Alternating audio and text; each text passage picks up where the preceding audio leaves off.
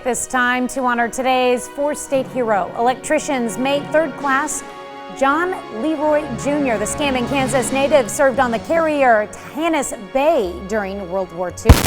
Electricians May 3rd class John Leroy, we thank you, today's four-state hero.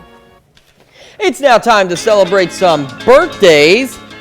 We're starting with the twins, Braden and Brent Stevens, turning 14 years old today over in Iola.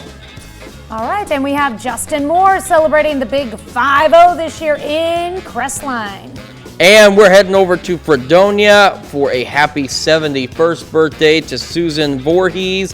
And this comes with love from the Grimmets. All right, and that is our birthday list for today. If you have a birthday or anniversary, you can email them to us at birthdayswithan@koamtv.com or birthdays@koamnewsnow.com. And don't forget, while you're there, to make sure that you sign up for the KOAM Birthday Club. You get a lot of cool special deals from local businesses, and it's super easy to sign up for. Just head over to our website, koamnewsnow.com, and sign up for that KOAM